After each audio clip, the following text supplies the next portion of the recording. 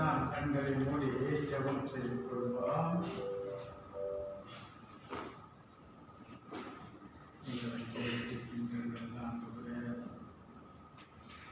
ஒரு நாளை எங்களுக்கு கொடுத்த தயவுகளுக்காக சபையாராகிய நாங்கள் எல்லாரும் உண்மை ஸ்தோத்தரிக்கிறோம். உண்மை ஸ்தோத்தரிக்கிறோம். நீ நல்லவரும், நீர் வல்லவரும், நீர் மகிமை நிறைந்தவரும், நீர் மாட்சிமை நிறைந்தவருமாயிருக்கிறபடினால் உண்மை ஸ்தோத்தரிக்கிறோம். உண்மை ஸ்தோத்தரிக்கிறோம். ஆலய பிரகாரங்களிலே எங்களுடைய உள்ளமானது உம்மை மகிமைப்படுத்தவும் உம்முடைய நாமத்தை மாத்திரம் உயர்த்தவும் அப்படிப்பட்ட ஒரு ஆராதனை ஏறெடுக்க பரிசுத்த ஆவியானவர் தாமே எங்களுக்கு அருள் புரியவில்லை. எங்களுடைய குற்றம் குறைகளை கிருபையாய் கிறிஸ்துவின் நாமத்தை செபிக்கிறோம். சங்கீதம் 113. அல்லேலூயா. கர்த்தருடைய ஊழியக்காரரே துதியுங்கள், கர்த்தருடைய நாமத்தை துதியுங்கள். இது முதல் என்றென்றைக்கும் கர்த்தருடைய நாமம் ஸ்தோத்தரிக்கப்பட கடவுளே.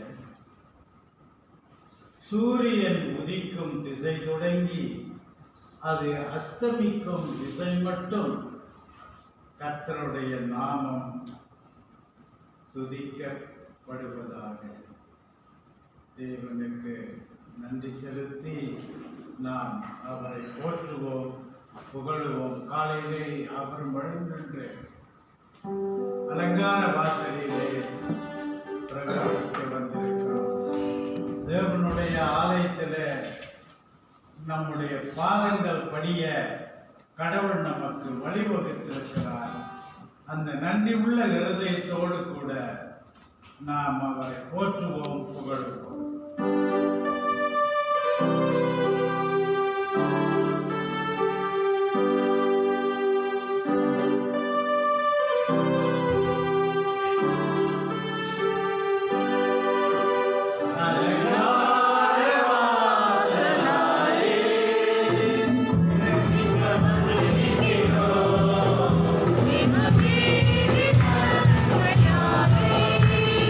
Mira, mira,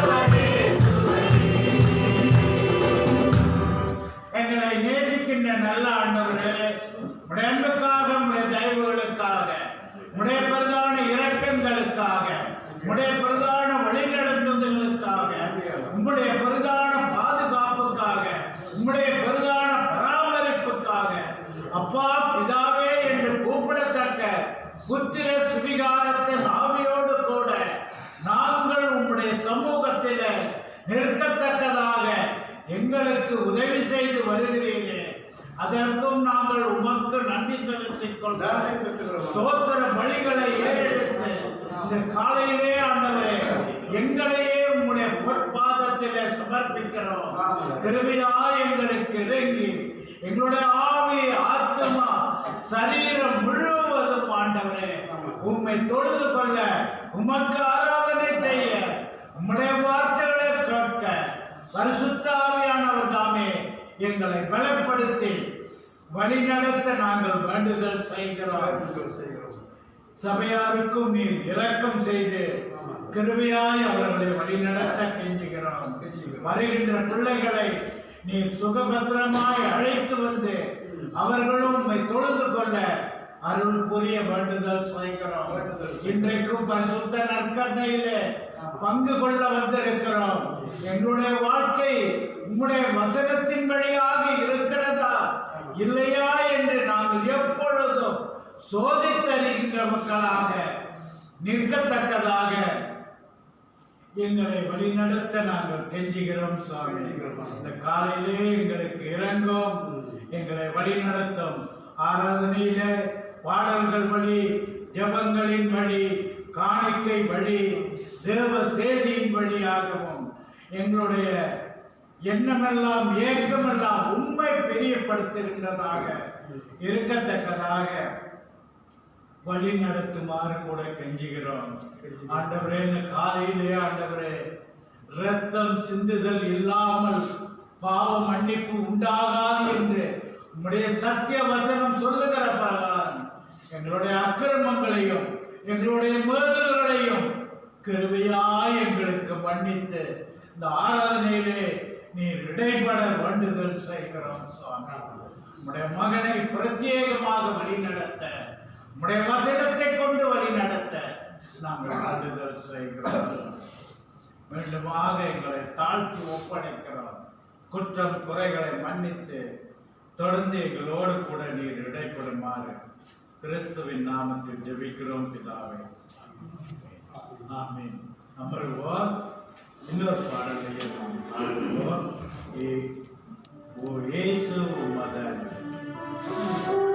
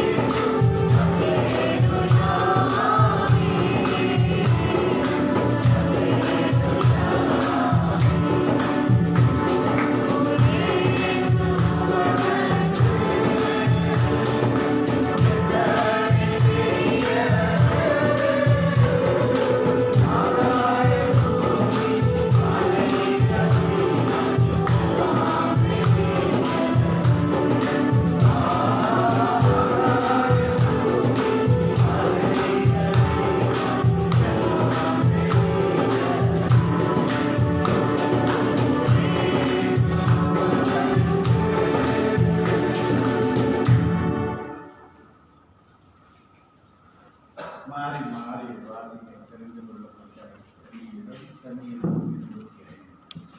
சபையார் யாரும் எழுந்து வாசித்தோம். 1 தொடங்கி 22 வரைக்கும். சங்கீதம் 25ஆம் அதிகாரம் 1 to 21 வரை. முதல் வசனம் நான் வாசிக்கிறேன், 2ஆம் வசனம் சபையார் வாசிக்கும். இப்படியாக மாறி மாறி வாசிப்போம். கர்த்தாவே, உம்மிடத்தில் என் ஆத்துமாவை உயர்த்துகிறேன்.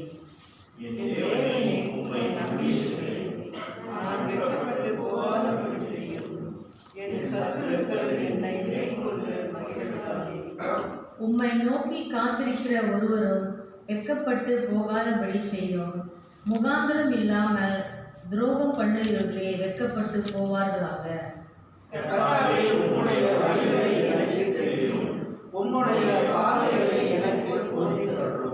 உம்முடைய சத்தியத்தில் என்னை நடத்தி என்னை போதித்தருளும். நீரே என் ரட்சிப்பின் தேவன். உம்மை நோக்கி நாள் முழுவதும் காத்திருக்கிறேன்.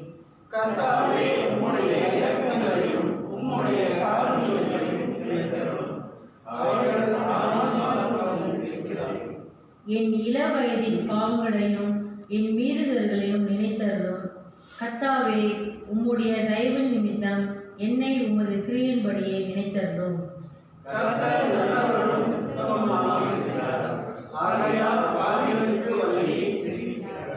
சாந்த குணமுள்ளவர்களை நியாயத்தில் நடத்தி சாந்த குணமுள்ளவர்களுக்கு உமது வழியை போதிக்கிறார்.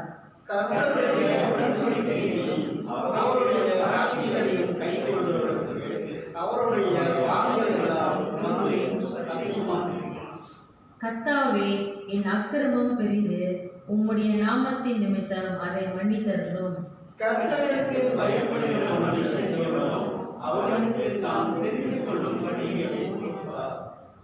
அவன் ஆத்துமா நன்மையில் தங்கும். அவன் சந்ததி பூமியை சுதந்தித்துக் கொள்ளும்.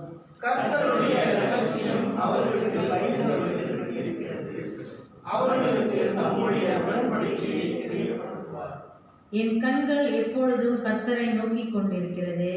அவரே என் கால்களை வளைக்கு நீங்களாக்கி விடுவார்.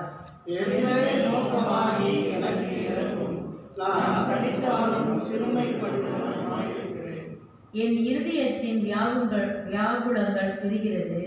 என் இடுக்கண்களுக்கு என்னை நீங்களாக்கிவிடும்.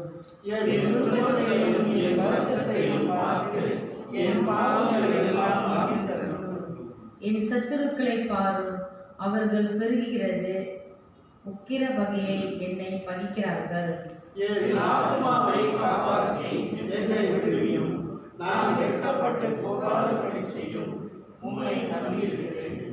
உத்தமமும் நேர்மையும் என்னை காக்க கடவது. நான் உமக்கு காத்திருக்கிறேன். 22ஆம் வசனம் சேர்ந்து வாசிப்போம். தேவனே, இஸ்ரவேலை தேவன் தாமே இந்த வசனத்தை வாசித்திருக்கிறார். மிகவும் அருமையான ஒரு சங்கீத பகுதியில் நிறைய காரியங்கள் இருக்கிறது என்றால் ஒரு வசனத்தை நான் சுட்டிக்காட்ட விரும்புகிறேன். உம்மை நோக்கி காத்திருக்கிற ஒருவரும் வெட்கப்பட்டு போகாதபடி செய்யும். 3வது வசனம். உம்மை நோக்கி காத்திருக்கிற ஒருவரும் வெட்கப்பட்டு போகாதபடி செய்யும். கடவுளுடைய பிள்ளைகள் அவங்களுடைய இக்கட்டு காலத்திலும் சோதனை காலத்திலும் சோதனையான நேரத்திலும் அவங்க கடவுளை நோக்கி பார்க்க, தேவனை நோக்கி பார்க்கும் பொழுது கடவுள் அவர்களை வெட்கப்படுத்தாதபடிக்கு அவர்களை வழிநடத்துவார் என்ற அந்த வசனம். தாவீது அப்படிதான் செய்தார். உம்மிடத்திலே என் ஆத்துமாவை உயர்த்துகிறேன். அவருடைய வாழ்க்கையில ஜெயம் வெற்றி கிடைக்கிறது என்றால் அவர் தேவனை அதிகமாக சார்ந்து கொண்ட ஒரு மனிதனாக இருந்தார். கடவுளுடைய பிள்ளைகள் நீங்களும் நானும் எப்பொழுதும் தேவனுடைய சமூகத்தில் எப்பொழுதும் காத்து கொண்டு இருக்கிறவர்களாக அவருடைய உடன்படிக்கை கை கொண்டு அவரை முழு ஹிருதயத்தோடு நேசிக்கின்ற பிள்ளைகள் மேல அவர் கிருபையாய் இருக்கின்றார். அதனால் அந்த ஆண்டவருடைய நாமத்தில் யாவரையும் அன்போடு வரவேற்கிறோம். கடவுளுடைய கிருபினாலும் இரக்கங்கள்னாலும் 2 நாட்களையும் நேற்றும் நிறைய பேற்றை கடவுளை நம்முடைய மத்தியில் அழைத்து வந்து ஆராதனை செய்ய சனிக்கிழமையும் இன்றைக்கும் இந்த சில சபைகள் இன்னும் இயங்க முடியாத ஒரு சூழ்நிலைகள் இருந்த போதும் கடவுள் நம்மேல் கிருபையாயிருந்து நாம் சபையை அலங்கார வாசலாலே பிரவேசிக்க வந்திருக்கிறோம் என்று நாம் நாடினது போல கடவுள் நமக்கு ரொம்ப உதவி செய்து நம்மை வழிநடத்தி வருகிறார்.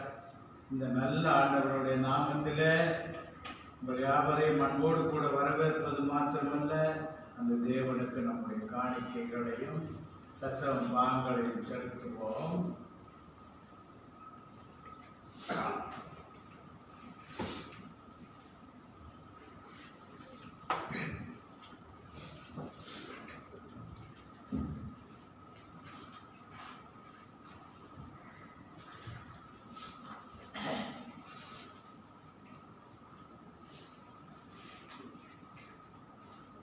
காணிக்கைக்குள்ளே எடுத்துக்கொண்டிருக்கிற வேலையில் பூலோகத்தில் பாடுவோம்.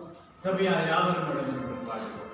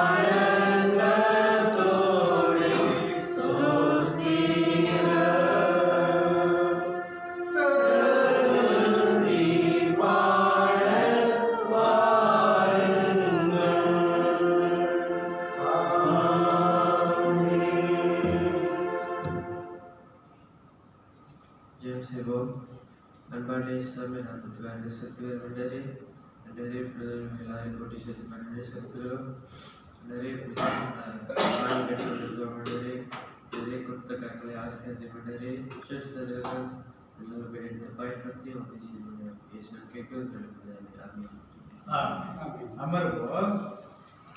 போதனை ஜெபத்திற்கு செல்வதற்கு முன்னதாக இன்னொரு பாடலையும் பாடுவோம். இறுதி சரணம் வரும்பொழுது சபையார் யாவரும் எழுந்து நிற்க கவனிக்கிறார். ஆ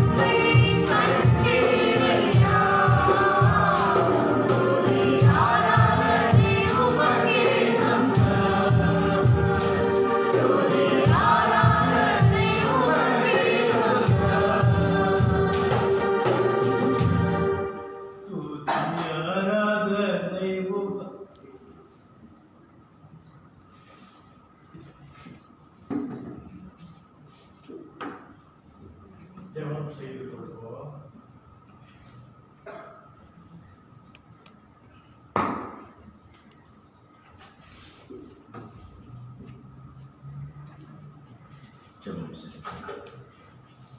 எங்கள் அன்பின் பரலோக பிதாவே, நீக்கும் மீண்டும் என்றும் மாறாத தேவனே, உம்மை வாழ்த்துகிறோம் ஐயா, போற்றுகிறோம், துதிக்கிறோம். கர்த்தாவே, இந்த அருமையான கர்த்தருடைய நாளுக்காக நாங்கள் நன்றி செலுத்துகிறோம். ஆண்டவரே, உம்முடைய நாமத்தை உயர்த்தும்படியாக உம்முடைய பிள்ளைகளை நீர் அழைத்து வந்தீர், அதற்காக நன்றி செலுத்துகிறோம். கர்த்தாவே, இப்படியாக இந்த நாளிலே உம்முடைய நாமம் மகிமைப்படுவதாக, மகிமையும் ஆட்சிமையும் கனமும் நிறைந்த எங்கள் ஆண்டவரே, உம்முடைய நாமம் பிரஸ்தாபப்படுவதாக. ஆண்டவரே, உம்முடைய வல்லமை பிரஸ்தாபப்படுவதாக.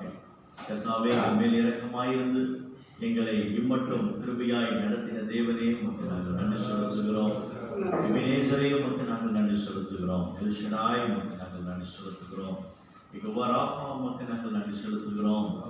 யெகோவா ஷம்மா, உம்மை ஸ்தோத்திரிக்கிறோம். ஆண்டவரே, உம்மை ஸ்தோத்திரிக்கிறோம். கர்த்தாவே, இப்படியாக நீர் இறங்கி உம்முடைய ஜனங்களுக்கு எல்லா ரீதியிலும் ஆண்டவரே நீர் கிருபை பாராட்டி அவர்களை நடத்த வேண்டிய வழியிலே கர்த்தர் வழி நடத்தி வந்த தயவுக்காக நாங்கள் நன்றி செலுத்துகிறோம். கர்த்தருடைய நாளிலே உடைய ஆலயத்திலே நாங்கள் நின்று ஆண்டவரே ஸ்தோத்திர பலிகளை ஏறெடுக்கவும் உடைய வார்த்தையை கேட்கும்படியாக கர்த்தர் எங்களுக்கு கொடுத்த இந்த அருமையான சாக்கியத்திற்காக நாங்கள் நன்றி செலுத்துகிறோம். ஆண்டவரே, இந்த ஒரு நாளை நாங்கள் கண்டு உம்முடைய அன்பை ருசிக்க ஆண்டவரே எங்களுக்கு கிருபை பாராட்டினரே, உமக்கு நன்றி செலுத்துகிறோம். கர்த்தாவே, கடந்த நாட்களிலே கர்த்தருடைய கரம் எங்களை தாங்கி வந்ததுக்காக நன்றி ஆண்டவரே. ஆண்டவரே, எங்களுடைய பாதைகளை சுவைப்படுத்தி எங்களை நடத்தினீர், அதற்காக நாங்கள் நன்றி செலுத்துகிறோம். எங்களுடைய கண்ணீரை கர்த்தர் துடைத்து ஆண்டவரே, சிங்க குட்டிகள் தாழ்ச்சி அடைந்து பட்டினியாய் கிடைக்கும் ஆண்டவரை தேடுவதற்கு ஒரு நன்மையும் குறைவுபடாது என்று உம்முடைய வாக்கின்படி ஆண்டவரை எங்களை நடத்தி வந்து எந்த ஒரு குறைவில்லாமல் எங்களை நடத்தினீர், அதற்காக நாங்கள் நன்றி செலுத்துகிறோம். ஆண்டவரே, உம்முடைய அன்பு கரம் எங்களை அரவணைத்து எங்களை தாங்கி நடத்தி வந்ததுக்காக நன்றி ஆண்டவரே, நாங்கள் நன்றி செலுத்துகிறோம். நன்றி செலுத்துகிறோம். புல்லுள்ள இடங்களில் வைத்து அமர்ந்த தண்ணீர் அண்டையிலே எங்களை நடத்தினீர், அதற்காக நன்றி ஆண்டவரே.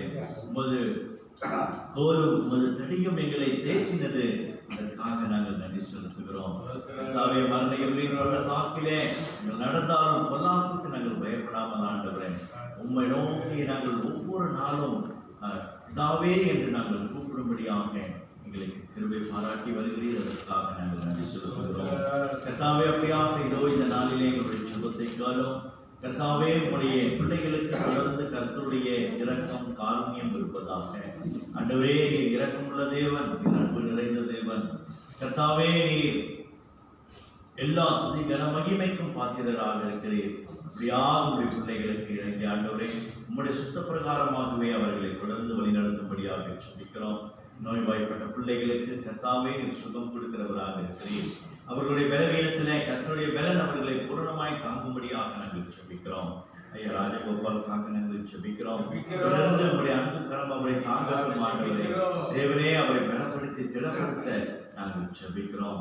மைஸ்டருக்காக நாங்கள் ஜெபிக்கிறோம். அந்த தாயை தொடர்ந்து கர்த்தர் பலப்படுத்தி அவர்களையும் தொடர்ந்து வழிநடத்த நாங்கள் வேண்டுதல் செய்கிறோம். ஆண்டவரே, மற்ற நோய்வாய்ப்பட்ட எல்லாருக்கும் கர்த்தருடைய கரம் அவர்கள் மேல் இருப்பதாக. பலவிதமான போராட்டங்களை சந்திக்கிற பிள்ளைகளுக்காக ஜெபிக்கிறோம். வேலையில்லாத பிள்ளைகளுக்கு ஆண்டவரே நீர் இறங்கி கர்த்தர் ஒரு வேலையை கொடுக்கிறவராக இருக்கிறேன்.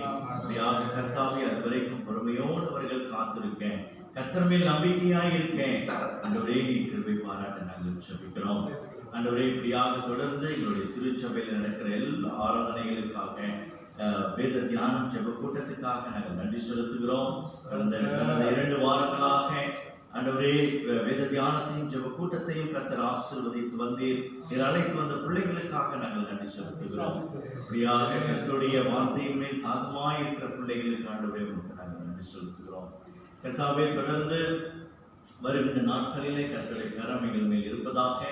ஆண்டவரே, இந்த கட்டுப்பாடு மத்தியிலே கூட ஆண்டவரே உங்களுக்கு ஆராதனை நாங்கள் ஏறெடுக்க தேவனே எங்களுக்கு நீ கிருபை செய்து வருகிறீர், எங்களுக்கு உதவி செய்து வருகிறீர், அதற்காக நாங்கள் நன்றி செலுத்துகிறோம். தொடர்ந்து கர்த்தாவே, உமக்கு நாங்கள் முழு மனதோடு ஆவியோடும் சத்தியத்தோடும் ஆண்டவரே நாங்கள் உமக்கு ஆராதனை செய்ய எங்களுக்கு கர்த்தர் உதவி செய்கிறாங்க. எங்களுடைய குற்றம் குறைகள் பாவங்கள் யாவையும் கர்த்தர் மன்னித்து உமக்கு ஏற்ற ஆராதனையை நாங்கள் ஏறெடுக்கவும் எங்களுடைய ஆராதனைகளை கர்த்தர் அங்கீகரிக்கும்படியாக நாங்கள் ஜெபிக்கிறோம். எங்களுடைய கட்டட காரியத்தை எங்களுடைய கரத்திலே வைக்கிறோம். ஆண்டவரே, இன்றைக்கும் மற்ற சபைகளில் நடக்கிற எல்லா ஆராதனைகளிலும் கர்த்தருடைய நாமம் உயரப்படுவதாக. ஆண்டவரே, விழுத்திரம் பேரிண்டா கும்மாஸ் கூலாய் திருச்சபையின் ஆராதனைக்காக நாங்கள் ஜெபிக்கிறோம். பெத்லகேம் சிங்கப்பூர் சபை ஆராதனைக்காக நாங்கள் ஜெபிக்கிறோம். எல்லா ஆராதனைகளிலும் ஆண்டவரே கர்த்தருடைய நாமம் மகிமைப்படுவதாக. ஆண்டவரே, உம்முடைய ஜனங்கள் இன்றைக்கு உம்முடைய நாமத்தை தொழுது கொள்ளும்படியாக அவர்களை நீர் அழைத்து வர நாங்கள் ஜெபிக்கிறோம். கர்த்தாவே, இன்றைக்கு உம்முடைய வார்த்தை கொண்டு கர்த்தர் எங்களோடு கூட பேசுகிறாங்க. நாங்கள் கற்றுக்கொள்ள வேண்டிய பாடத்தை நாங்கள் கற்றுக்கொண்டு தேவனே நாங்கள் மனம் திரும்பியவர்களாக திரும்ப கர்த்தர் எங்களோடு கூட பேசுகிறாங்க. ஆண்டவரே கர்த்தாவே, தொடர்ந்து உம்முடைய அன்பு கரம் இன்றைக்கு எங்கள் மேல் இருப்பதாக, விசேஷமாக இந்த பரிசுத்த பந்தியிலே நாங்கள் கலந்து கொள்ளவிருக்கிறோம். தேவனே, எங்களுடைய இருதயத்தை நாங்கள் ஆராய்ந்து பார்க்க கர்த்தர் எங்களுக்கு கிருபை பாராட்டும். அருமை இரட்சகரான இயேசு கிறிஸ்துவின் இன்ப நாமத்திலே ஜெபத்தை எடுக்கிறோம். ஜீவனுள்ள நல்ல பிதாவே, ஆமென். அமருங்கள். பிலிப்பியர் 2ஆம் அதிகாரம் வசனங்கள் 19 இருந்து 23 வரையிலும் வாசிக்க கேட்போம்.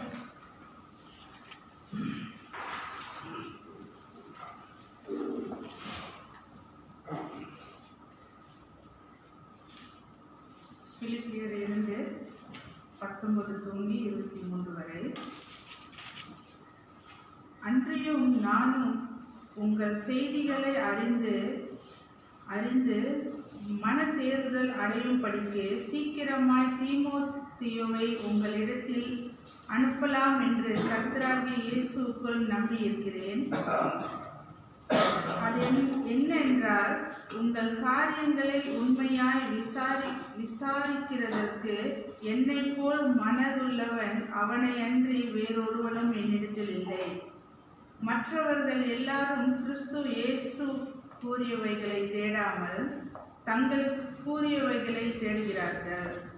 தகப்பனுக்கு பிள்ளை ஊழியம் செய்வது போல அவன் என்னுடனே கூட சுவிசேஷத்தின் நிமித்தம் ஊழியம் செய்தான் என்று அவனுடைய உத்தம குணத்தை அறிந்திருக்கிறீர்கள். ஆகையால் என் காரியங்கள் இன்னபடி நடக்கும் என்று நான் அறிந்தவுடனே அவனை அனுப்பலாம் என்று நினைக்கிறேன். இந்த COVID-19 பொதுவாகவே நமக்கு என்ன கற்றுக் கொடுத்திருக்கிறது, அதாவது மனுக்குலத்திற்கு கற்றுக் கொடுத்திருக்கிறது என்றால், நாம் மற்றவர்களுக்கு உதவி செய்ய வேண்டும். விசேஷமாக பொருளாதார ரீதியில ஒருவருக்கொருவர் உதவி செய்ய வேண்டும், மனுக்குலத்தை மதிக்க வேண்டும், மனுஷனை மனுஷனாக மதிக்க வேண்டும் என்று கற்றுக் கொடுத்திருக்கிறது. அது அவிசுவாசிகளுக்கு மாத்திரமல்ல, விசுவாசிகளுக்கும் அதை கற்றுக் கொடுத்திருக்கிறது என்று நாம் பார்க்கிறோம். ஆனால் அதே சமயத்தில் இந்த உதவி செய்வது மாத்திரமல்ல, இன்றைக்கு விசுவாசிகளை நம்ம பார்த்தால், இன்றைக்கு திருச்சபைகளிலே கூட முடியாவிட்டாலும் குடும்பங்களிலே கூடி அநேக ஜெபங்களை ஏறெடுக்கப்பட்டதை நாம் பார்க்கிறோம்.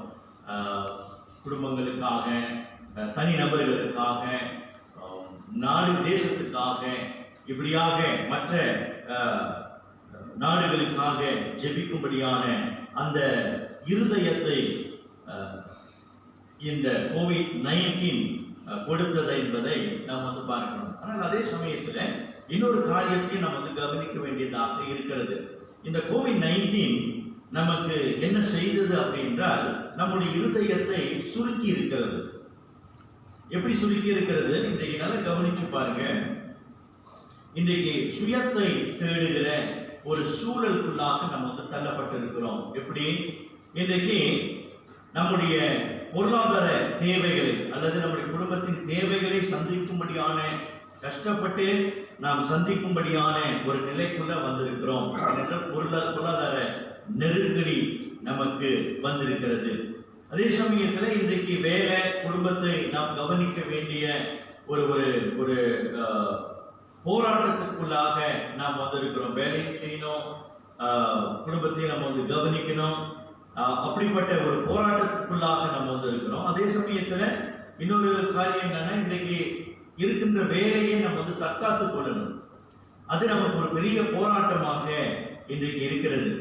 வேலை இடத்துல நம்ம அதிகமா பேச முடியல, அப்புறம் இது நமக்கு வந்து வேலை விட்டு நீக்கிடுவாங்களா அப்படின்ற ஒரு பயம் இன்றைக்கு நமக்கு வந்து இருக்கிறது. அதே சமயத்தில் இன்றைக்கு பிள்ளைகளுடைய படிப்பை குறித்தான ஒரு போராட்டம் நமக்கு வந்து இருக்கிறது. அதே சமயத்துல இது குடும்பத்துல பார்க்கிறோம். இன்றைக்கு திருச்சபையை நம்ம வந்து பார்த்தோம்னா இன்னைக்கு தங்களுடைய ஆத்துமாக்களை தங்களுடைய அங்கத்தினர்களை தற்காத்து வைத்துக் கொள்ள இன்றைக்கு திருச்சபையானது பாடுபடுகிறது.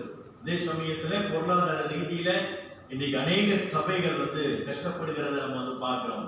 போதகர்களுக்கு சம்பளம் கொடுக்க முடியாத ஒரு சூழ்நிலை இருக்கிறது. சில ஊழியக்காரர்கள் வேலைக்கு கூட போயிட்டாங்க.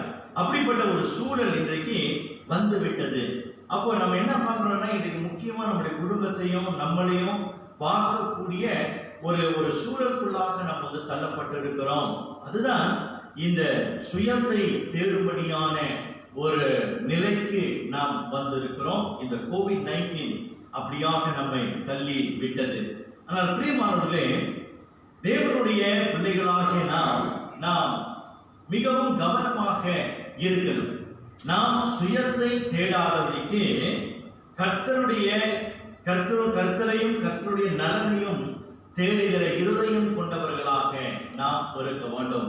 அதுதான் இன்றைக்கு தேவ செய்தியின் தலைப்பை நம்ம வந்து பார்க்கிறோம். சுயத்தை தேடாதீர்கள். Do not seek self. உங்களுடைய சுயத்தை நீங்கள் தேடாதீர்கள் என்ற தலைப்போடு கூட இன்றைக்கு மத்திய தேவ செய்தியை நான் பகிர்ந்து கொள்ள விரும்புகிறேன். இந்த பகுதியில நம்ம வந்து வாசிக்கும் பொழுது குறிப்பாக அந்த 21ஆம் வசனம் தலைப்பாக நான் கொடுத்திருக்கிறேன். மற்றவர்கள் எல்லாரும் கிறிஸ்து இயேசுக்குரியவைகளை தேடாமல் தங்களுக்குரியவைகளையே தேடுகிறார்கள். ஒரு போராட்டம் வந்து இருக்கிறது. இப்போ இந்த பின்னணியை நம்ம வந்து பார்க்கும்போது பவுல் தீமோத்தேயுக்கு வந்து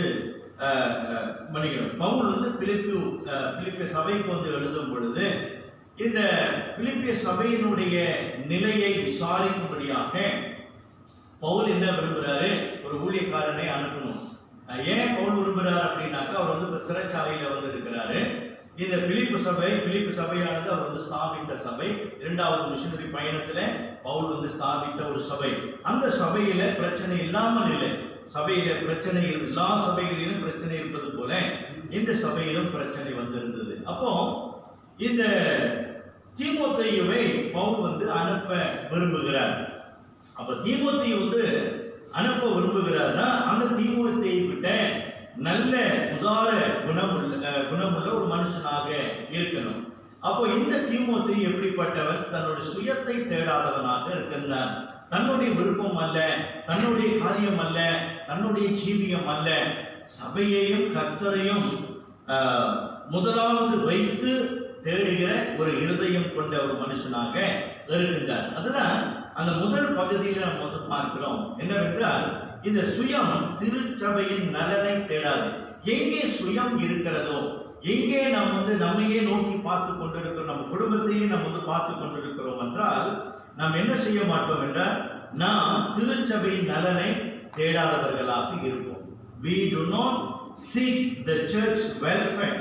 திருச்சபையின் நலனை நாம் தேடாதவர்களாக இருப்போம். நாம் மறந்துடக்கூடாது, நமக்கு போராட்டம் இருக்குது, நம்முடைய குடும்பத்துல கஷ்டம் இருக்குது, பொருளாதார கஷ்டம் இருக்குது, பல தேவைகள் இருக்குது, உண்மைதான். அதே சமயத்துல நம்ம வந்து மறந்துடக்கூடாது. என்ன மறந்துடக்கூடாது? தேவனுடைய பிள்ளைகளை கர்த்தராகிய இயேசு கிறிஸ்து தம்முடைய விலையேறப்பட்ட இரத்தத்தினாலே மீட்டு நம்மை தம்முடைய திருச்சபையிலே அவர் இணைத்திருக்கிறார். நம்முடைய சரீரத்திலே அவர் இணைத்திருக்கிறார். கிறிஸ்துவானவர் தலையாக இருக்கிறார்.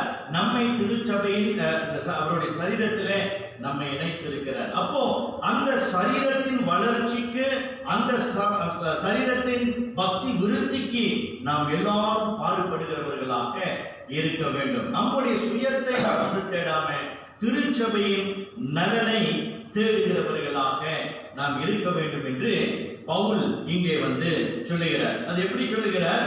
இங்கே தீமோத்தேயுவை இந்த பிலிப்பு சபைக்கு வந்து அனுப்ப விரும்புகிறார். ஏன் அனுப்ப விரும்புகிறார்? அந்த 19ஆம் வசனத்துல பாருங்க. அன்றியும் நானும் உங்கள் செய்திகளை அறிந்து மன தேர்தல் அடையும்படிக்கு சீக்கிரமாய் தீமோத்தேயுவை உங்களிடத்தில் அனுப்பலாம் என்று கர்த்தராகிய இயேசுவுக்குள் நம்பி இருக்கிறேன். அப்ப தீமோத்தேயு வந்து அனுப்ப விரும்புகிறார். சிறைச்சாலையில் இருக்கிற பவுல் தீமோத்தேயு வந்து பிலிப்பு சபைக்கு அனுப்ப விரும்புகிறார். என்னத்துக்கு அனுப்ப விரும்புகிறார்? 20ஆம் வசனத்துல அதேனென்றால் உங்கள் காரியங்களை உண்மையாய் விசாரிக்கிறதற்கு என்னை போல மனதுள்ளவன் அவனை அன்றி வேறு ஒருவனும் என்னிடத்தில் இல்லை. அப்போ இந்த சபையின் நலனை விசாரிப்பது மாத்திரமல்ல, சபையை நேசிப்பதும் சபையினுடைய சூழலை ஆழமாக அறிந்த ஒரு மனுஷனாக இந்த தீமோத்தேயு இருக்கிறார். அப்போ பவுலுக்கு நிறைய உதவி ஊழியக்காரர்கள் வந்து இருந்தாங்க. ஆனா இங்க வந்து என்ன சொல்றாரு, அவனை அன்றி வேறு ஒருவனும் என்னிடத்தில் இல்லை அப்படின்னு பவுல் வந்து சொல்றாரு. அப்ப இந்த தீமோத்தேயு கிட்ட ஒரு சிறப்பான குணம் வந்து இருந்தது. அந்த சிறப்பான குணம் என்ன அப்படின்னு நம்ம வந்து பார்க்கும்போது அந்த 20ஆம் வசனத்துல பாருங்க, உங்கள் காரியங்களை உண்மையாய் விசாரிக்கிறதுக்கு அப்படின்னா என்ன, இந்த திருச்சபையின் காரியங்களை கவனிக்க, அந்த காரியங்கள் வந்து அவருடைய மனதுக்கு, அந்த 19ஆம் வசனத்துல பாருங்க, நானும் உங்கள் செய்திகளை அறிந்து மனத்தேறுதல் அடையும்படிக்கு. அந்த செய்தியான பிலிப்பு சபையின் செய்தியானது பவுலுக்கு ஆறுதல் அளிக்கணும். அப்போ அந்த ஆறுதல் அளிக்கக்கூடிய செய்தியை தீமோத்தேயு பவுலுக்கு கொண்டு வரணும். அப்போ எது ஆறுதல் தரும்? மறந்துடக்கூடாது, இந்த பிலிப்பு சபையில நிறைய பிரச்சனைகள் வந்து இருந்தது. எல்லா சபைகளும் பிரச்சனை இருக்குது. அதே போலதான் இந்த பிலிப்பு சபையில முக்கியமான 14ஆம் வசனத்துல 16ஆம் வசனத்துல நீங்க வந்து பாத்தீங்கன்னா, எல்லாவற்றையும் முறுமுறுப்பில்லாமல் தரிப்பில்லாமல் செய்யுங்கள். அங்க உள்ள விசுவாசிகள் ரொம்ப முறுமுறுக்கிறாங்க, அதோடு கூட தர்க்கம் பண்றாங்க, வாக்குவாதம் இதெல்லாம் வந்து நடக்கிறது. ஆனா ஒரு ஆறுதலான செய்தி அப்படின்னு கேட்கணும் அப்படின்னாக்கா நல்ல செய்தி தான் வரணும். அப்போ தீமோத்தேயு பவுலை போல திருச்சபையில் உள்ள நன்மையை பார்க்க கற்றுக் கொடுத்திருக்கிறார். பவுல் வந்து தீமோத்தேயுக்கு திருச்சபையில நன்மையை பார்க்க கற்றுக் கொடுத்திருக்கிறார். அதே போல விசுவாசிகளாகி நம்ம திருச்சபையில் உள்ள நன்மைகளை நாம் வந்து பார்க்கணும். இன்றைக்கு அநேக கெட்ட காரியங்களை தான் நம்ம வந்து பார்த்துக்கிட்டு இருக்கோம். அது வந்து சரியில்லை, இவங்க சரியில்லை, இந்த குடும்பம் சரியில்லை, அவங்க அப்படி செய்யறாங்க, இவங்க எப்படி செய்யறாங்க, ஏன் பாஸ்டர் கூட இப்படிதான் செஞ்சுட்டு இருக்கிறாரு, இதே தான் நம்ம வந்து பார்த்து கொண்டே இருக்காங்க. காரணம் என்னன்னா, இன்னைக்கு நம்ம வந்து இந்த மாம்ச சிந்தையில, மாம்ச எண்ணங்களில, இந்த மாம்ச கரிசனையோடு கூட நம்ம வந்து பார்த்து கொண்டு இருக்கிறோம். பிரச்சனைகளையே நாம் வந்து பார்த்து கொண்டு இருக்கிறோம். ஆனால் பவுல் தீமோத்தேயுகிட்ட என்ன சொல்றாரு, அதாவது பிலிப்பு சபைகிட்ட வந்து உங்ககிட்ட இந்த நல்ல செய்தியை, ஆறுதல் தரக்கூடிய செய்தியை நான் வந்து கேட்க விரும்புறேன் அப்படின்னு பவுல் சொல்ற. அப்போ பாவத்தை குறித்து அவர் ஒன்றும் பேசல அப்படின்னு இல்லை, கண்டிக்கல அப்படின்னு இல்லை, அதெல்லாம் பவுல் வந்து பேசுறாரு. ஆனா குறிப்பா அந்த கர்த்தர் செய்கிற அந்த நன்மைகளை அவர் வந்து கேட்க விரும்புகிறார். அப்போ அந்த நல்ல காரியங்களை பார்ப்பதற்கு அந்த ஆன்மீக கண்கள் மிக மிக முக்கியம். The spiritual eyes to see the goodness that comes out from the church. திருச்சபையிலிருந்து வரக்கூடியதான நன்மைகளை பார்க்கக்கூடிய அந்த ஆன்மீக கண்கள் நமக்கு இருக்குமே என்றால் நிச்சயமாக அந்த நல்ல காரியத்தை நாம் வந்து பார்ப்போம். ஆனால் இந்த மாம்ச கண்களோடு கூட the fleshly eyes அல்லது the naked eyes ஓடு கூட நாம் வந்து பார்ப்போம். ஆனால் எங்க தவறு நடக்குது, யாரு தவறு செய்யறாங்க, இதே நம்ம வந்து பார்த்து கொண்டே இருப்போம். ஆனா தீமோத்தேயு இந்த ஆவிக்குரிய கண்களுடையவனாக இருக்கிறதுனால திருச்சபையின் நலனை அவன் பார்த்து அந்த நல்ல செய்தியை கொண்டு வர வேண்டும் என்று பவுல் விரும்புகிறார். அதோடு கூட நம்ம வந்து பார்த்தோம்னா இந்த தீமோத்தேயு அந்த 20ஆம் வசனத்துல கவனிங்க, அதே என்றால் உங்கள் காரியங்களை உண்மையாய் விசாரிக்கிறதுக்கு என்னை போல மனதுள்ளவன் அவனை அன்றி வேறு ஒருவனும் என்னிடத்தில் இல்லை. பவுல் ஒரு காரியத்தை சொல்லுகிறார். இந்த தீமோத்தேயுவானவன் ஆத்மீக கண்களை கொண்டு நல்ல காரியத்தை பார்ப்பது மாத்திரமல்ல, அவன் என்னை போல மனதுள்ளவன் அப்படின்னு சொல்லுகிறார். The one so like-minded அப்படின்னு பார்க்கிறோம். அதாவது பவுலுடைய இருதயமும் தீமோத்தேயுடைய இருதயமும் இணைக்கப்பட்டிருக்கிறது. இணைக்கப்பட்டிருக்கிறது என்று சொல்லும் பொழுது பவுலுடைய தரிசனம் தான் தீமோத்தேயுடைய தரிசனம், பவுலுடைய எண்ணம் தான் தீமோத்தேயுடைய எண்ணம், பவுலுடைய கரிசனை தான் தீமோத்தேயுடைய கரிசனமாக இருந்தது. பவுல் எப்படியாக காரியத்தை பார்க்கிறாரோ அதே போல தீமோத்தேயும் பார்க்கிறவனாக இருக்கிறார். பவுல் நன்மைகளை பார்க்கிறார், தீமோத்தேயும் நன்மையை பார்க்கிறார். அப்போ இருவரும் ஒரே மனம், ஒரே சிந்தை, ஒரே ஏக்கம், ஒரே விருப்பம் உடையவர்களாக இருக்கிறார்கள் என்று பார்க்கிறோம். அப்போ இப்படிப்பட்ட சிந்தை கொண்டவர்கள் தான் இன்றைக்கு திருச்சபையில நன்மையான காரியங்களை நாம் பார்க்க முடியும்.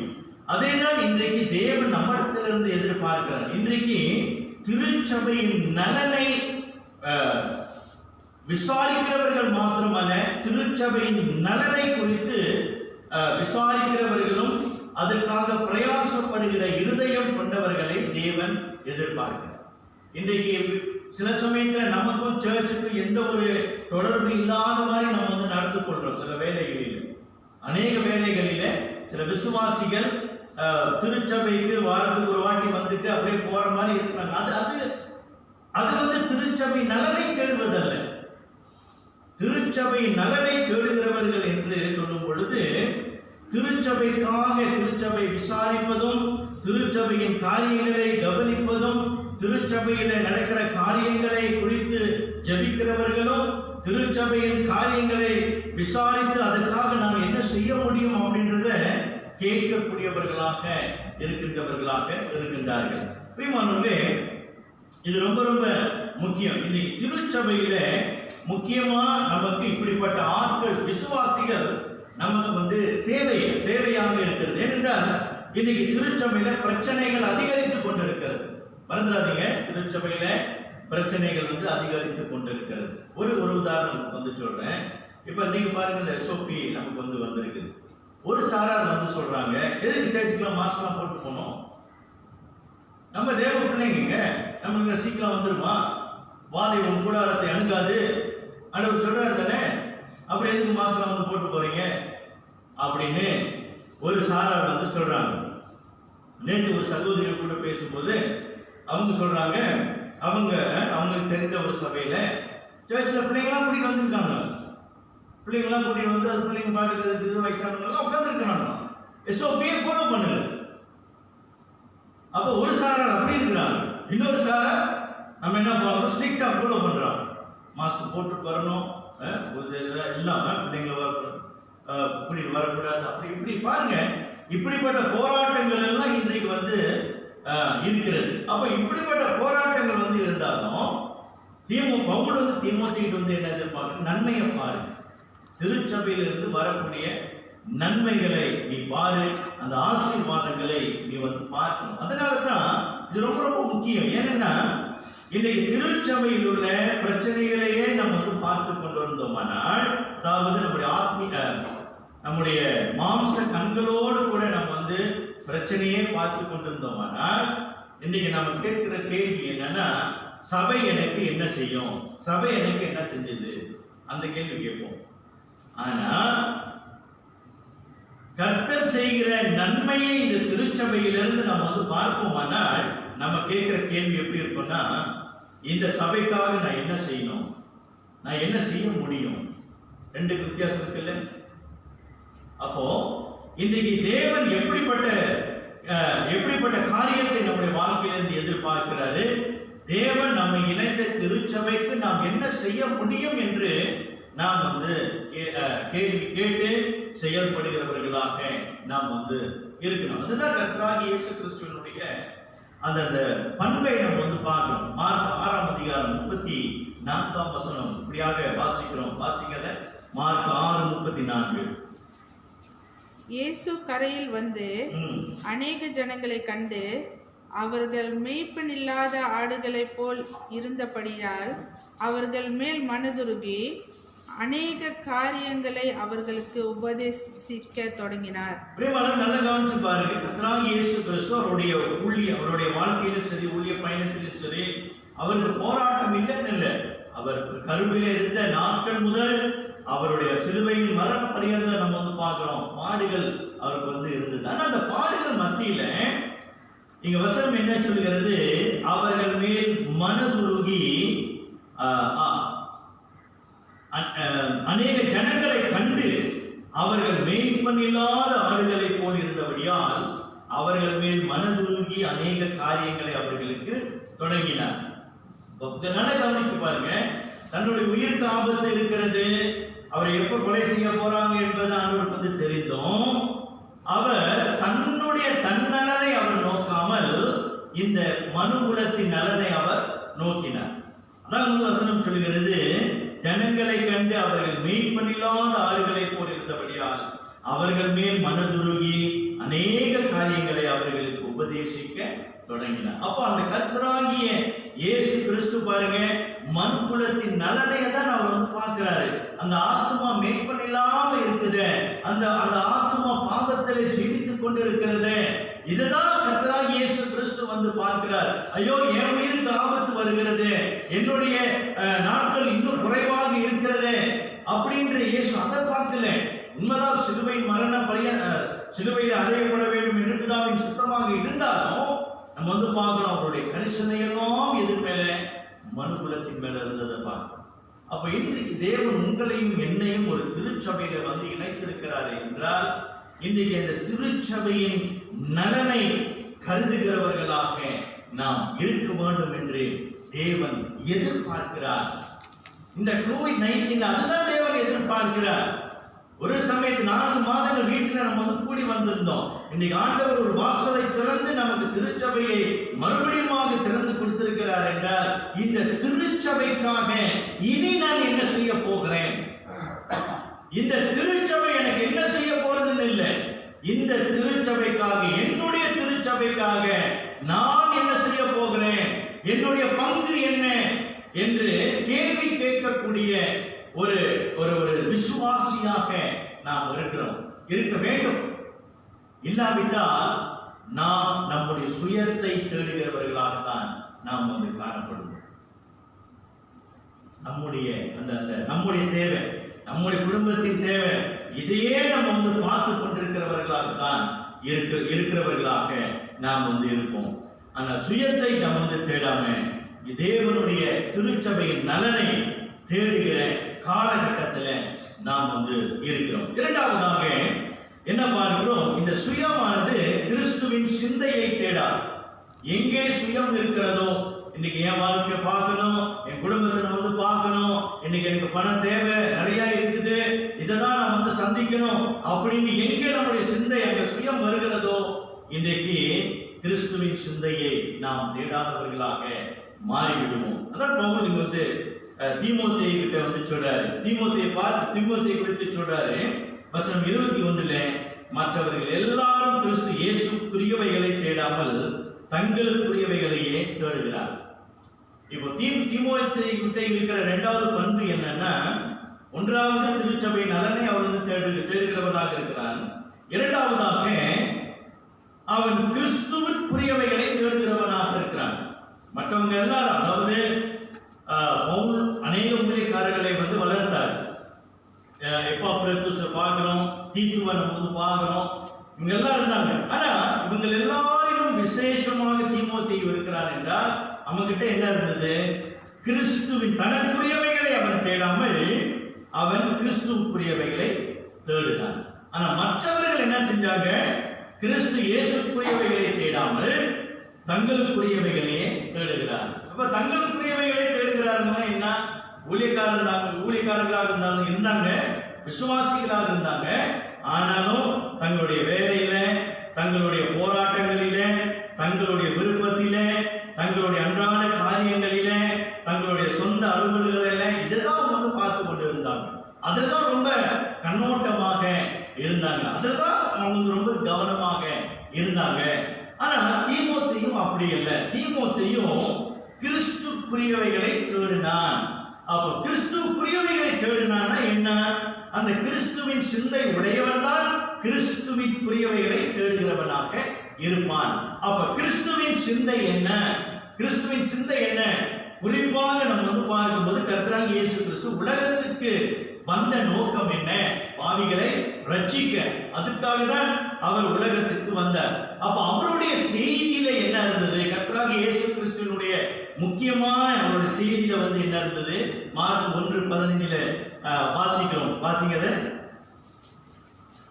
காலம் நிறைவேறிற்று, தேவனுடைய ராஜ்யம் சமீபமாயிற்று, மனம் திரும்பி சுவிசேஷத்தை விசுவாசிங்கள். நல்லா கவனிச்சு பாருங்க. தேவனுடைய ராஜ்யம் சமீபமாயிற்று, மனம் திரும்பி சுவிசேஷத்தை விசுவாசிங்கள். ரெண்டு காரியம். ஒன்று, தேவனுடைய ராஜ்யம் சமீபமாய் இருக்கிறது, கர்த்தராகிய இயேசு கிறிஸ்து வரப்போகிறார். ஒன்று. இரண்டாவது, அந்த ராஜ்யத்திற்கு மனம் திரும்புதல் அவசியமாக இருக்கிறது. அதனால்தான் மனம் திரும்பி சுவிசேஷத்தை விசுவாசியுங்கள். கர்த்தராகிய இயேசு கிறிஸ்துவுக்கு முன்னோடியாக இருந்த யோவான் ஸ்நானகன், அவனுடைய செய்தி என்ன இருந்தது? மனம் திரும்புங்க, தேவனுடைய ராஜ்யம் சமீபமாய் இருக்கிறது. இப்போ இயேசுவினுடைய செய்தி என்னவாக இருக்கிறது? தேவனுடைய ராஜ்யம் சமீபமாய் இருக்கிறது, மனம் திரும்பி சுவிசேஷத்தை விசுவாசியுங்கள். அடுத்தது பவுலுடைய செய்தி என்னவாக இருந்தது? சுவிசேஷத்தை குறித்து அவன் பிரசங்கித்தான். நான் சுவிசேஷத்தை அல்லாமல் வேறொன்றையும் நான் பிரசங்கிப்பதில்லை என்று பவுல் சொல்லுகிறார்.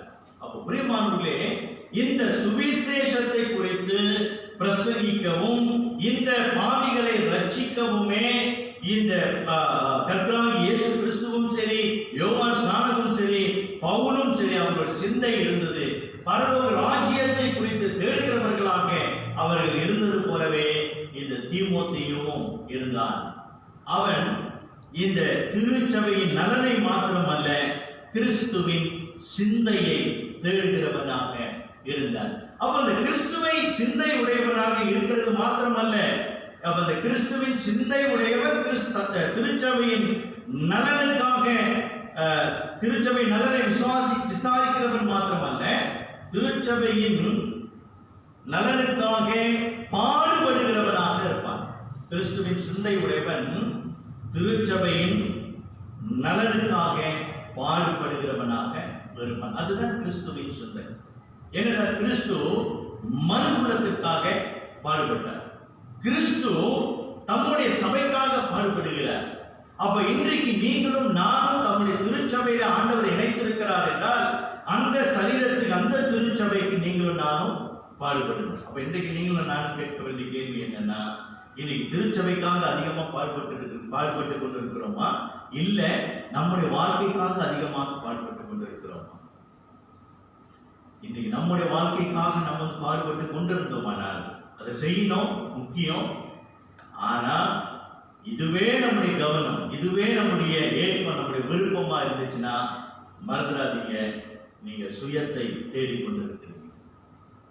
ஆனா திருச்சபை நலனுக்காக பாடுபடணும் அப்படின்றத நீங்க விரும்பி, இந்த காலகட்டத்தில் இனி நான் ஒரு காலத்துல நான் திருச்சபையோடு கூட நான் இல்லை, போக்கும் வரக்குமா ஏதாவது நான் இருந்தேன். ஆனா இனிமேல நான் திருச்சபைக்காக பாடுபட போறேன் அப்படின்ற அந்த எண்ணம் இன்றைக்கு நமக்கு வருமானால், இன்றைக்கு நாம் சுயத்தை தேடாதவர்களாக இருக்கிறோம், திருச்சபையின் நலனை தேடுகிறவர்களாக நாம் காணப்படுகிறோம்.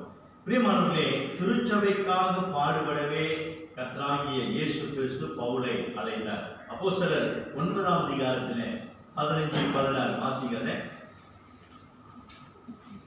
அதற்கு கர்த்தர், நீ போ, அவன் புறஜாதிகளுக்கும் ராஜாக்களுக்கும் இஸ்ரவேல் புத்திரருக்கும் என்னுடைய நாமத்தை அறிவிக்கிறதற்காக நான் தெரிந்து கொண்ட பாத்திரமாய் இருக்கிறான். அவன் என்னுடைய நாமத்தின் நிமித்தம் எவ்வளவாய் பாடுபட வேண்டும் என்பதை நான் அவனுக்கு காண்பிப்பேன் என்றார். ரெண்டு காரியத்தை பார்க்கணும். தேவன் பவுலை அழைக்கும் பொழுது இந்த ரெண்டு காரியத்தை ரொம்ப தெளிவா சொல்றார். ஒன்று, பவுலானவன், நான் அவனை தெரிந்து கொண்ட நோக்கம் என்னுடைய நாமத்தை அறிவிக்கிறதற்காக நான் தெரிந்து கொண்ட பாத்திரம். சுவிசேஷத்தை அறிவிக்கும்படியாக கர்த்தர் தம்முடைய நாமத்தை கர்த்தர் பவுலை தெரிந்து கொண்டார் என்று பார்க்கிறோம். இரண்டாவது, அவன் என்னுடைய நாமத்தின் நிமித்தம் எவ்வளவாய் பாடுபட வேண்டும் என்பதை நான் அவனுக்கு காண்பிப்பேன் என்று சொல். ஒன்று சுவிசேஷத்தை அறிவிப்பது, இன்னொன்று என்ன? பாடுபடுவது. எதற்காக பாடுபடுவது? தனக்காக அல்ல, திருச்சபைக்காக. பவுலுடைய வாழ்க்கையை நம்ம பார்க்கிறோம், அவர் திருச்சபைக்காக பட்ட பாடுகள் தான் அதிகம். அவர் நொறுக்கப்பட்டார், அடிக்கப்பட்டாரு, அவரு கப்பல் உடைந்து போய் கடல்ல இருந்தாரு, பட்டினியில இருந்தாரு, நிர்மாணமா இருந்தாரு. எல்லாத்தையும் நம்ம வந்து பார்க்கிறோம். எதற்காக பவுல் பாடுபட்டார்? திருச்சபைக்காக பாடுபட்டார். அப்போ கடவுளுடைய அழைப்பை நாம் வந்து கவனிக்கும் பொழுது இன்றைக்கு உங்களையும் என்னையும் அழைத்திருக்கிறார் என்றால், ஒன்று சுவிசேஷத்தை அறிவிக்க இன்றைய திருச்சபைக்காக பாடுபட. இதற்காக தான் தேவன் நம்மை அழைத்திருக்கிறார். நம்முடைய சுயத்தை தேடுவதற்காக தேவன் நம்மை அழைக்கல. அதனாலதான் மத்தேயு 5:6 நம்ம வந்து பார்க்கணும். ஆண்டவர் நிறைய காரியங்களை வந்து சொல்றாரு. நீ இதெல்லாம் தேடாத, நீ தேட வேண்டியது தேவனுடைய ராஜ்யம் சொல்றாரு. அப்போ சுயத்தை இன்றைக்கு தேடாம திருச்சபைக்காக பாடுபடுகிற இருதயம் கொண்டவர்களாக இன்றைக்கு இருக்க வேண்டும் என்று தேவன் விரும்புகிறார். இவ்வளவு நாட்கள் நம்முடைய குடும்பத்தை பார்த்து கொண்டிருந்தோம், நம்முடைய நலனை நம்ம வந்து பார்த்து கொண்டிருந்தோம். ஆனால் இன்றைக்கு திருச்சபையின் நலனை விசாரிக்கிறவர்கள் மாத்திரமல்ல, இன்னைக்கு திருச்சபைக்காக பாடுபடுகிற இருதயம் கொண்ட விசுவாசிகளை இன்னைக்கு தேவன் எதிர்பார்க்கிறார். இன்னைக்கு திருச்சபையில எத்தனை தீமோத்தேயுக்கள் இருக்கிறார்கள்? பிரியமானவரே, இன்னைக்கு நீங்களும் நானும் நம்மளை பார்த்து கேட்கணும், இன்னைக்கு நான் தீமோத்தேயுவை போல இருக்கிறேன். திருச்சபையின் நலனை தேடுகிறவனாகவும் கிறிஸ்துவின் சிந்தையை தேடுகிறவனாகவும் நான் இருக்கிறேனா இந்த கேள்வியை நாம் கேட்க வேண்டும். இறுதியாக இந்த சுயமானது பிறரோடு சேர்ந்து ஊழியம் செய்யாது. என தன்னலம் நோக்குகிறவன் மற்றவர்களோடு ஊழியம் செய்ய அந்த சிந்தையே அவனுக்கு வந்து வராது. நல்லா கவனிச்சு பாருங்க, வசனம் 22-23 வாசிக்கிறத. பிலிப்பியர் 2:22-23. தகப்பனுக்கு பிள்ளை ஊழியம் செய்வது போல அவன் என்னுடனே கூட சுவிசேஷத்தின் மிச்சம் ஊழியம் செய்தான் என்று அவனுடைய உத்தம குணத்தை அறிந்திருக்கிறீர்கள். ஆகையால் என் காரியங்கள் இன்னபடி நடக்கும் என்று நான் அறிந்தவுடனே அவனை அனுப்பலாம் என்று நினைத்திருக்கிறேன். சரி, வந்து கவனிக்கிறோம் என்னன்னா, பவுல் இந்த தீமோத்தேயுக்கு 3வது பண்புகளை சொல்றாரு. என்னன்னா, இந்த தீமோத்தேயை கவனிச்சு பாருங்க, எப்போ ஊழியத்துக்கு வந்து அழைக்கப்பட்டதுக்கு முதல் கொண்டு நம்ம வந்து பார்க்கிறோம், இந்த பவுலோடு கூட தான் இசைந்து ஊழியம் செய்து கொண்டிருந்தார். தகப்பனுக்கு பிள்ளை ஊழியம் செய்வது போல அவன் என்னுடனே சுவிசேஷத்தின் நிமித்தம் ஊழியம் செய்தான் என்று அவனுடைய உத்தம குணத்தை அறிந்திருக்கிறீர்கள். இந்த உத்தம குணத்தை அறிந்திருக்கிறீர்கள் என்று சொல்லும் பொழுது இங்கிலீஷ்ல வந்து ப்ரூவ் ஹிம்செல்ஃப், அதாவது தன்னைத்தானே நிரூபிச்சிருக்கிறான். என்ன நிரூபிச்சிருக்கிறான்னா, பவுல் அந்த மூத்த ஊழியக்காரனோடு கூட அந்த முதல் நாளிலிருந்து இப்போ பவுல் எழுதுற அந்த கடிதம் எழுதுற வரைக்கும் அவர் வந்து சாட்சி சொல்றாரு, அவன் என்னோடு கூட ஊழியம் செய்தான். அப்ப சேர்ந்து ஊழியம் செய்யணும்னா அதுதான் நான் ஆரம்பத்து முதல் பயணம் வந்து சொன்னேன். என்னது? ஒரே ஆத்துமா. அப்போ மூத்த போதகரோடு கூட இருக்கக்கூடிய அந்த தரிசனம், அந்த ஏக்கம், அந்த விருப்பம் தீமோத்தேயுக்கு இருந்தபடினால்தான் அந்த முதல் நாளிலிருந்து கடைசி வரைக்கும் அவன் வந்து ஊழியம் இசைந்து ஊழியம் செய்தான் என்று நாம் வந்து பார்க்கிறோம். நான் தனிமையா ஊழியம் செய்யணும், நான் சொந்தமா ஊழியம் செய்யணும் அப்படின்னு தீமோத்தேயு நினைக்கவே இல்லை. பவுலோடு கூட ஊழியம் கடைசி வரைக்கும் ஊழியம் செய்ததை நாம் வந்து பார்க்கணும். அப்படி ஒரு தகப்பனோடு கூட ஊழியம் செய்வது போல அப்படின்றது வசனம் சொல்கிறத நம்ம வந்து பார்க்கிறோம். தகப்பனுக்கு பிள்ளை ஊழியம் செய்வது போல அவன் என்னுடனே கூட சுவிசேஷத்தின் நிமித்தம் ஊழியம் செய்தான் என்று அவனுடைய உத்தம குணத்தை அறிந்திருக்கிறீர்கள் என்று பவுல் வந்து சொல்லுகிறார். பிரியமானவர்களே, இன்றைக்கு திருச்சபையில ரொம்ப ரொம்ப முக்கியம். இன்றைக்கு விசுவாசிகள் போதகரோடு கூட இசைந்து ஊழியம் செய்யக்கூடியதான அந்த இருதயம் இன்றைக்கு நமக்குள்ள இருக்குது. அதுதான், அப்படிதான் திருச்சபையை நம்ம வந்து கட்ட முடியும். இல்லைன்னா இல்ல எனக்கு வந்து எல்லாம் தெரியும், நான் என் பாட்டுக்கு ஊழியத்தை வந்து செய்யறேன், பாஸ்டர் அவரோட ஊழியத்தை செய்யட்டும், அந்த விசுவாசி அவங்க அப்படி ஊழியம் செய்யட்டும், பண்ணிட்டோம், இந்த விசுவாசி இவங்க அப்படி ஊழியம் அப்படின்னு இல்லை. இசைந்து ஊழியம் செய்கிறது தான் இந்த சபையின் சரீரம். ஒரு உதாரணத்துக்கு உங்களுக்கு வந்து சொல்றேன். இந்த சபை சரீரத்தை பாருங்க, சரீரத்தை நல்லா பாருங்க. இந்த சரீரமானது பாருங்க, ஒரு அவயவம் வந்து பாடுபடும் பொழுது அது எப்ப வரைக்கும் பாடுபடுது? எப்ப வரைக்கும் பாடுபடுது? சாகுற வரைக்கும் பாடுபடுது. இப்ப என் கையில வந்து பிரச்சனை அப்படின்னாக்கா, தீரா வியாதி என் கையில வந்து இருக்குதுனாக்கா, இந்த உச்சத்தலையிலிருந்து உள்ளங்கால் வரைக்கும் இந்த கை வேதனை, இந்த பிரச்சனையான கையை சுமந்து கொண்டு அலைந்து திரிகிறத நம்ம வந்து பார்க்கிறோம். இந்த கை வந்து பிரச்சனையா இருக்கு அப்படின்னு சொல்லிட்டு இந்த மற்ற சரீரங்கள் எல்லாம் வந்து சொல்ல முடியுமா? இந்த கை வந்து எனக்கு தேவையில்லை, இதோடு கூட வந்து நான் வந்து வேலை செய்ய முடியாது, அதனால எனக்கு வேற சரீரத்தை கொடுங்க அப்படின்னு கேட்க முடியுமா? முடியவே முடியாது. அது பிரச்சனை இருந்தாலும் இந்த சரீரத்தில் அது வந்து இணைக்கப்பட்டிருக்கிறனால அந்த சரீரத்தோடு கூட அதை வந்து மண்ணு கட்டி சேர்ந்து வேலை செய்கிறதை நம்ம பார்க்கிறோம். அப்போ இந்த சரீரம் ஒரு உதாரணமாக கர்த்தர் நமக்கு வந்து வைத்திருக்கும் பொழுது இன்னைக்கு திருச்சபையில தேவன் அதைத்தான் எதிர்பார்க்கிறார். அவயவங்களாக இருக்கிற நாம் எல்லாருமே போதகரோடு கூட இசைந்து, ஊழியக்காரர்களோடு கூட இசைந்து ஊழியம் செய்யக்கூடிய அந்த மனப்பாங்கை இன்றைக்கு நாம் வளர்த்து கொள்ள வேண்டும். அதுதான் இன்றைக்கு தேவன் எதிர்பார்க்கிறார். அப்போ பிரியமானவர்களே, கர்த்தராகிய இயேசு கிறிஸ்துவை பாருங்க. அவர் தம்முடைய ஊழியத்துல 3.5 வருஷம் ஊழியம் செஞ்சாரு. யாரோடு கூட ஊழியம் செஞ்சாரு? 12 சீடர். நல்லா கவனிச்சு பாருங்க. 12 சீடர்கள் வந்து சம்பூர்ணர்களா? அதே பெர்ஃபெக்ட் இல்ல. பேதுரு கிறிஸ்துவையே மறுதலிச்சான். ஆனா அந்த பேதுருவுக்காக சிலுவையின் மரணத்துக்கு முன்பாக கர்த்தராகிய இயேசு கிறிஸ்து பாடுபட்டாரே. கர்த்தராகிய இயேசு கிறிஸ்து அவர் உயிர்த்தெழுந்த பொறுப்பாலே அந்த ஒரு பேதுருவை தேடி வந்தார் என்று பாருங்க. அந்த 12 சீடர்களுக்காக கர்த்தராகிய இயேசு கிறிஸ்து பாடுபட்டார். கடைசி வரைக்கும் அவர் வந்து இருந்தார். அதே போல இன்றைக்கு திருச்சபையிலே கர்த்தர் நம்மை வந்து இணைத்திருக்கிறார்னா, இன்றைக்கு தேவன் நமக்கு கொடுத்த போதகரோடு கூட, ஊழியக்காரர்களோடு கூட நாம் இசைந்து ஊழியம் செய்யக்கூடிய அந்த மனப்பாங்கை இன்றைக்கு தேவனிடத்துல நாம் கேட்க வேண்டும்.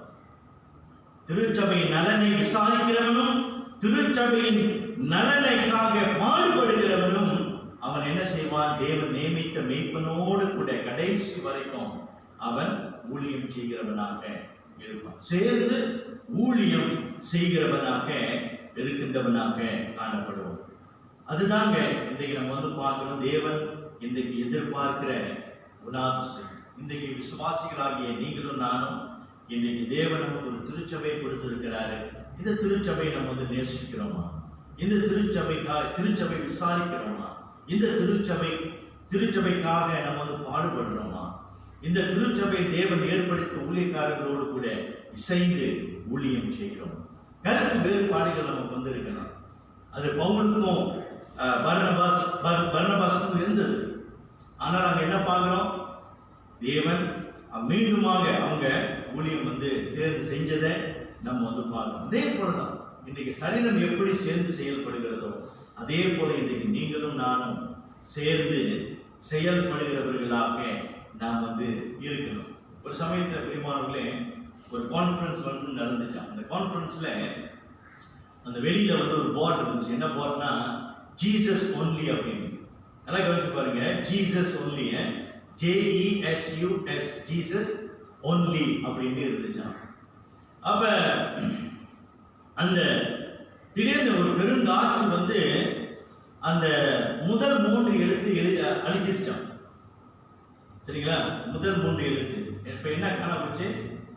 JES காண போச்சு. மீதி இருந்தது என்னது? US only, us only, நாம் மாத்திரம் அப்படின்னு இருந்துச்சு. பிரியமானவர்களே, இன்னைக்கு நான் என் குடும்பம் அப்படின்னு நம்ம வந்து பார்த்து கொண்டிருந்தோம்னா நாம் சுயத்தை தேடுகிறவர்களாக இருக்கிறோம். We are seeking self. அது தேவனுடைய விருப்பம் அல்ல. இயேசு அதற்காக அவர் கல்வாரி சிலுவையில் மறித்து அவர் எப்படி மனு குலத்திற்காக தன்னுடைய இருதயத்தையே திறந்து கொடுத்தார், தம்முடைய கரத்தை அவர் விரித்தாரோ, அதே போல இன்றைக்கு நீங்களும் நானும் நம்முடைய ஜனங்களுக்காக, தேவன் நமக்கு கொடுத்த சரீரங்களுக்காக நாம் பாடுபடவும், அவர்கள் மேல் அன்பு காட்டவும், அவர்களை கவனிக்கவும், போதகரோடு கூட இசைந்து ஊழியம் செய்யவே தேவன் நம்மை அழைத்திருக்கிறார். அந்த உணர்வோடு கூட இந்த திருச்சபை புதிய நோமல், இந்த புதிய வளர்ச்சிக்குள்ளாக நாம் போகும் பொழுது அப்படிப்பட்ட சிந்தையோடு கூட நாம் ஊழியம் செய்ய தேவன் நமக்கு உதவி செய்வாராக. சுயத்தை தேடாதீர்கள், மாறாக திருச்சபையின் நலனை தேடுங்கள், கிறிஸ்துவின் சிந்தையை தேடுங்கள். மூன்றாவதாக ஊழியக்காரரோடு கூட இசைந்து ஊழியம் செய்யும்படியான இருதயத்தை தேவனிடத்தில் கேளுங்கள். தேவன் தாம் உங்களை ஆசீர்வதித்து இந்த வசனத்தை கொண்டு உங்களோடு கூட பேசுவாராக. பரிசுத்த பந்திக்கு நாம் ஆயத்தமாக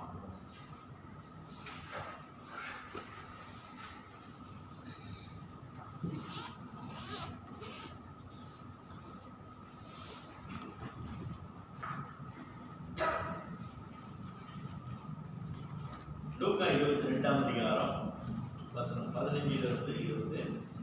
அப்பொழுது அவர் அவர்களை நோக்கி, நான் பாடுபடுகிறதற்கு முன்னே உடனே கூட இந்த பஸ்காவை புசிக்க மிகவும் ஆசையாயிருந்தேன். தேவனுடைய ராஜ்யத்தில் இது நிறைவேறும் அளவும் நான் இனி இதை புசிப்பதில்லை என்று உங்களுக்கு சொல்லுகிறேன் என்று சொல்லி அவர் பாத்திரத்தை எடுத்து ஸ்தோத்திரம் பண்ணி, நீங்கள் வாங்கி உங்களுக்குள்ளே பங்கிட்டுக் கொள்ளுங்கள். தேவனுடைய ராஜ்யம் வரும் அளவும் நான் திராட்சைப்பழ ரசத்தை பானம் பண்ணுகிறதில்லை என்று உங்களுக்கு சொல்லுகிறேன் என்றார். பின்பு அவர் அப்பத்தை எடுத்து ஸ்தோத்திரம் பண்ணி அதை பிட்டு அவர்களுக்கு கொடுத்து, இது உங்களுக்காக கொடுக்கப்படுகிற எங்கள் சரீரமாக இருக்கிறது, என்னை நினைவு கூறும்படி இதை செய்யுங்கள் என்றார். போஜனம் பண்ணின பின்பு அவர் அந்தபடியே பாத்திரத்தையும் எடுத்து, இந்த பாத்திரம் உங்களுக்காக சிந்தப்படுகிற என்னுடைய இரத்தத்தினால் ஆகிய புதிய உடன்படிக்கை இருக்கிறது என்றார். பிரியமானவர்களே, கர்த்தராகிய இயேசு கிறிஸ்து நம்முடைய அக்கிரமங்களுக்காக, பாவங்களுக்காக, மீறுதல்களுக்காக கல்வாரி சிலுவையிலே அவர் இரத்தம் சிந்தினார். மரித்து நமக்காக அவர் பரம் ஏறினார். அந்த சிலுவையின் மரணத்தை இன்றைக்கு இந்த பரிசுத்த பந்தியின் மூலமாக நாம் தெரிவிக்கின்றோம். அதனால கல்வாரி சிலுவையில் அந்த காட்சியை நாம் நினைத்து பார்ப்போம். இன்னைக்கு கர்த்தராகிய இயேசு கிறிஸ்து அவர் சிந்திய இரத்தத்தின் மூலமாக மீட்கப்பட்ட நம்முடைய திருச்சபையிலே தேவன் நம்மை இணைத்திருக்கிறார். இந்த திருச்சபைக்கு நாம் எப்படிப்பட்டவர்களாக நாம் இருக்கிறோம்? திருச்சபை நலனை விசாரிக்கிறவர்களாகவும், திருச்சபைக்காக பாடுபடுகிறவர்களாகவும், தேவன் நியமித்த ஊழியக்காரர்களோடு கூட சேர்ந்து ஊழியம் செய்கிறவர்களாக நாம் இருக்கிறோமா என்று இருதயங்களை ஆராய்ந்து பார்த்து இந்த பரிசுத்த பந்திக்கு நாம் வருவோம். நாம் யாரும் எழுந்து நின்று நமக்காக செபித்து இந்த பரிசுத்த பந்தியில நாம் பங்கு கொள்வோம்.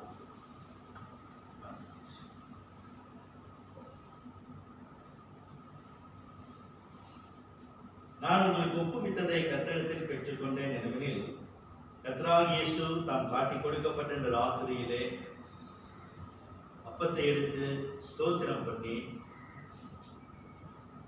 அதை பிட்டு, இது உங்களுக்காக பிற்கப்படுகிற இந்த சரீரமாய் இருக்கிறது, என்னை நினைவு கூறும்படி இதை செய்யுங்கள்.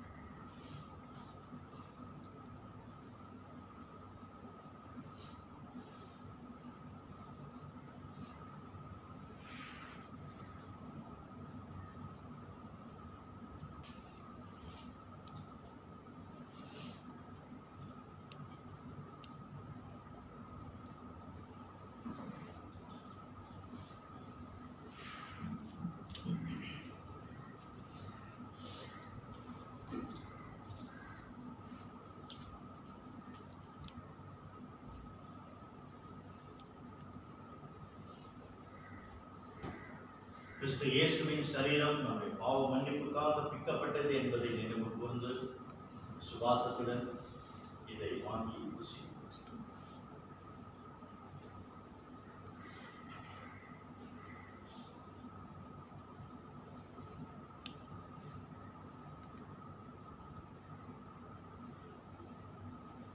அவர் அந்தபடியே பாத்திரத்தையும் எடுத்து, இந்த பாத்திரம் என் ரத்தத்தினாலாகிய புதிய உடன்படிக்கையாக இருக்கிறது, இதை பானம் பண்ணும் போதெல்லாம் என்னை நினைவு கூறும்படி இதை செய்யுங்கள் என்றார்.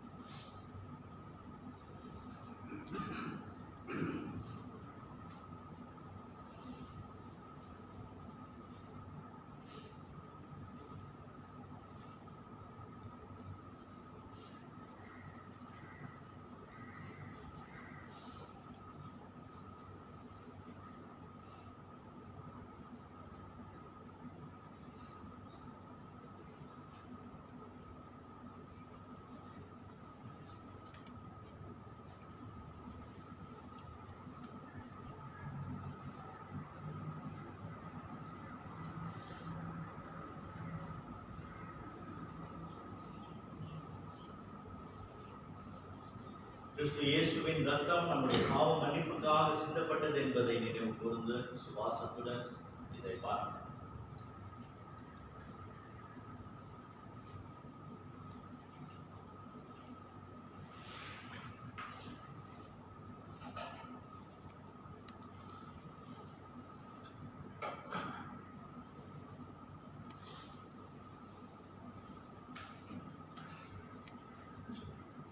ஆண்டவரே, கிருபையாயிரங்கி ஜனங்களுடைய பாவங்களை கர்த்தர் மன்னிக்க வேண்டுதல் செய்ய. ஆண்டவரே, ஜனங்களுடைய பாவத்தின் நிமித்தம் நீர் அவர்களுக்கு சரிகட்டாமல் நீர் அவர்கள் மேல் மனமிறங்குகிற தேவனாக இருக்கிறீர். அப்படியாக கர்த்தாவே நீர் இறங்கி அவர்களை தொடர்ந்து விசுவாச பாதையிலும் பரிசுத்த பாதையிலும் கர்த்தாவே கிருபையாய் அவர்களுக்கு இறங்கி நடத்துகிறார். சிலுவையின் மரணத்தை எப்பொழுதும் அவர்கள் நினைத்து வாழ பரிசுத்த ஆவியானவரே கிருபை பாராட்டச் சொல்கிறோம். இயேசு நாமத்தில் கேட்கிறோம் பிதாவே, ஆமென்.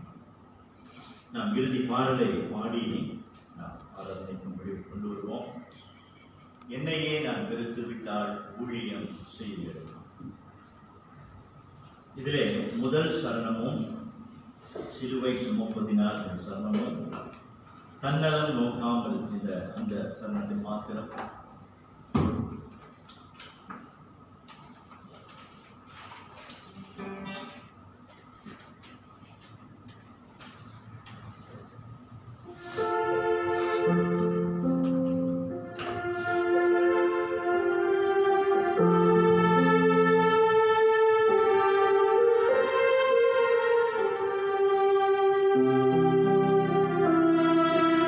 Amen.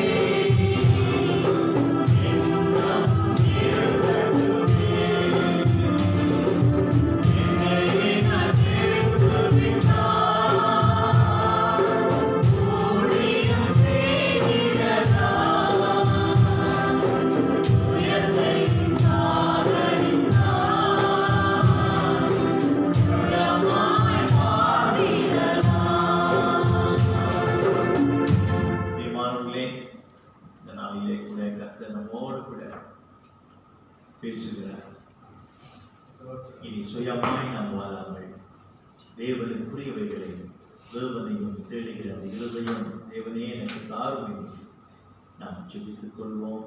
திருச்சபையை விசாரிக்கிறவர்களும் திருச்சபையின் நலனுக்காக பாடுபடுகிறவர்களும் தேவ நியமித்த ஊழியக்காரர்களோடு கூட இசைந்து ஊழியம் செய்கிற அந்த இருதயத்தை தேவனே எனக்கு தாரும் என்று நாம் ஜெபித்து நமக்காக நாம் ஜெபித்துக் கொள்வோம்.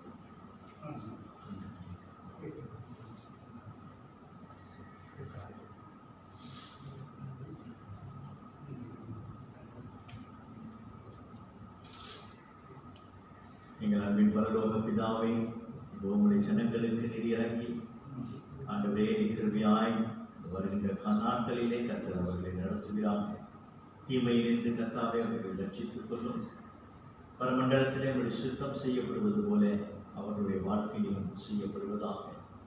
அவர்களுக்கு வேண்டிய ஆகாரத்தை கர்த்தாவே அவர்களுக்கு தாரும்.